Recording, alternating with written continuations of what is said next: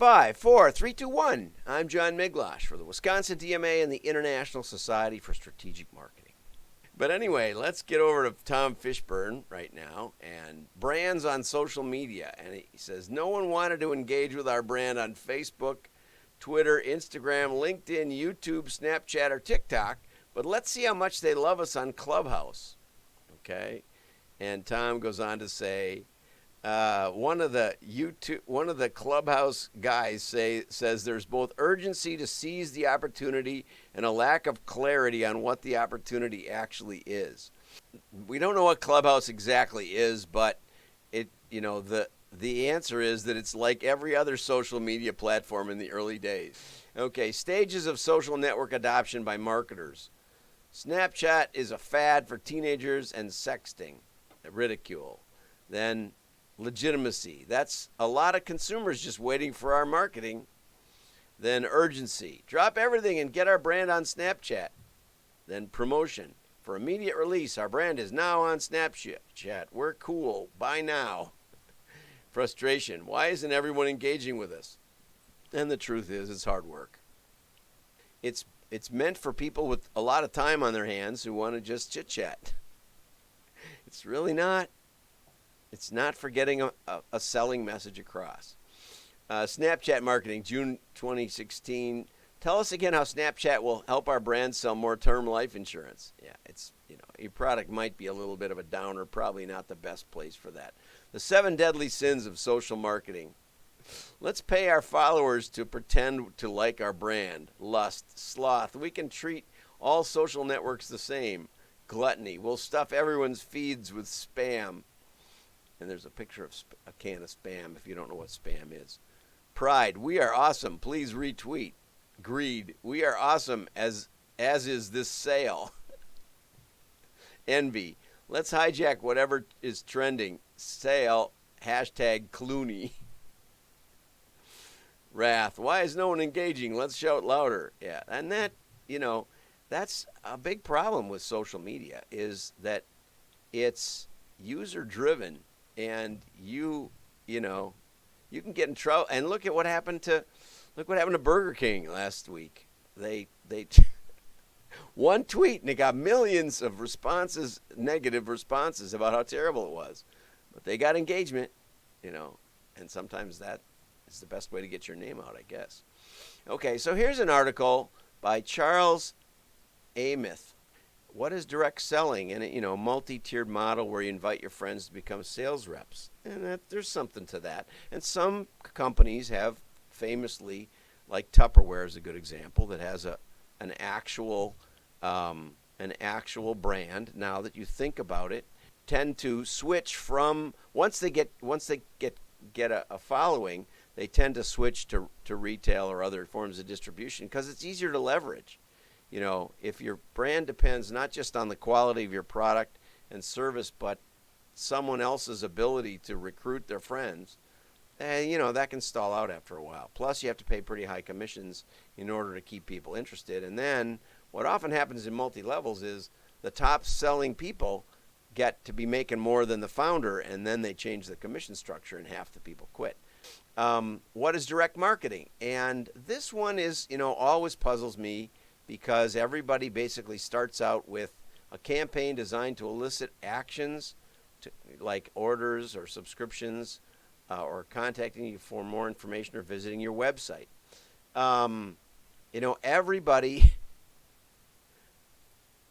I complained to Bob Stone and he said I was absolutely right. Everybody leaves out testing.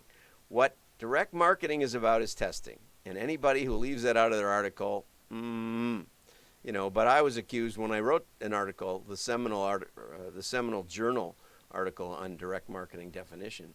I was asked by one of the reviewers if I knew anything about direct marketing. So there's this sort of battle, and is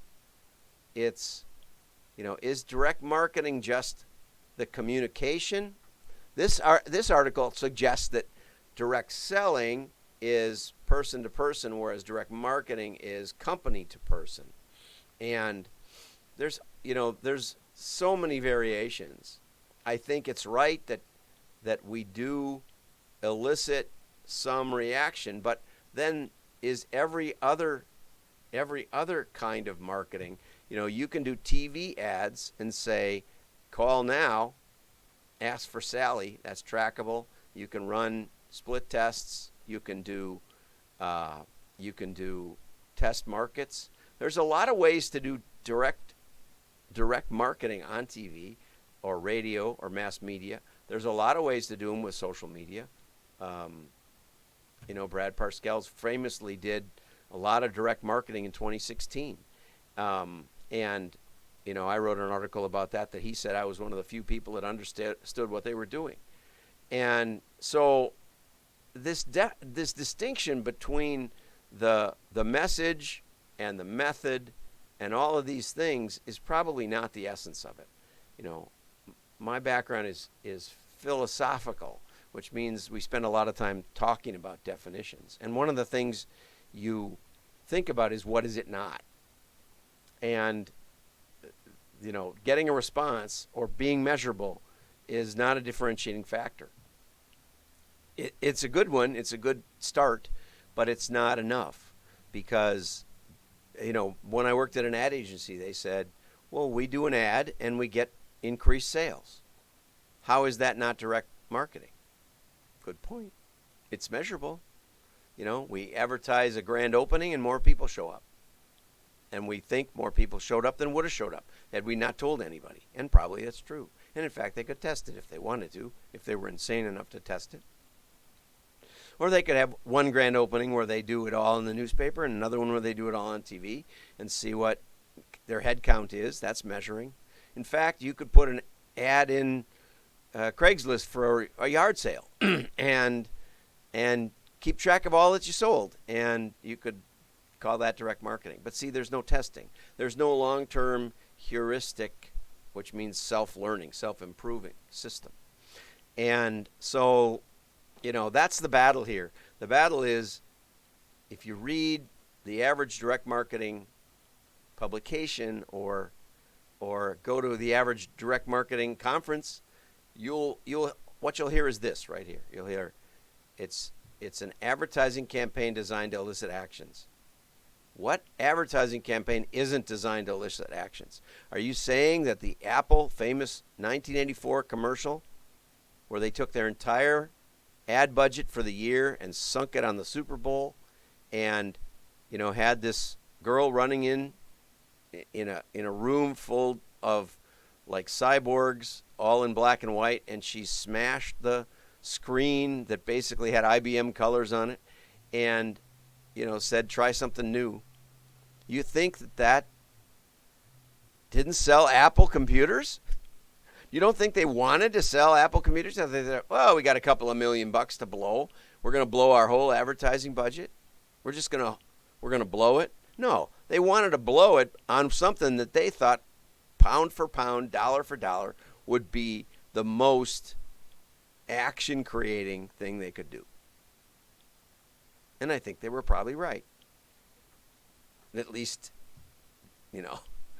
Now, Ritson did a whole article on it a couple of months ago, and said that it ruined the whole work of advertising and marketing. And that may be true too. But I have to think that the people who ran it thought they were going to create an action. They were going to sell more stuff, right? You can sell more stuff just being top of mind, being really out there, really different, okay? Just wanting to do that and measuring the change does not tell you the causal impact. It doesn't tell you what happened. It's all about how you set it up and how you test.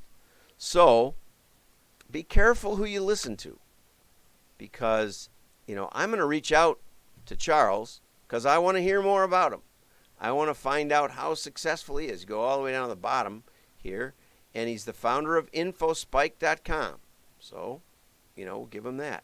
He has a real estate investing experience in 2004, and he's doing property projects. I'm not sure he knows anything about marketing, but he enjoys learning about personal finance and marketing. So we're gonna go look up Charles. But the real point is,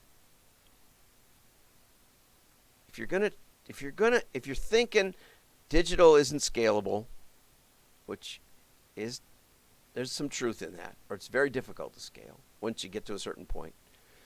That you might want to do something that's more proactive without getting in trouble with CCPA and GDPR.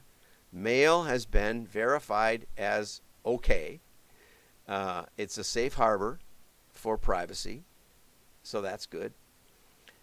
It's got 150 to 200 years of track record and methodologies of testing. Scientific Advertising by Claude Hopkins. You can get that at scientificadvertising.com. You can find the answers, but I encourage you that you do. And one place to start is the WDMA, where perhaps the only association still teaching direct marketing as a strategy.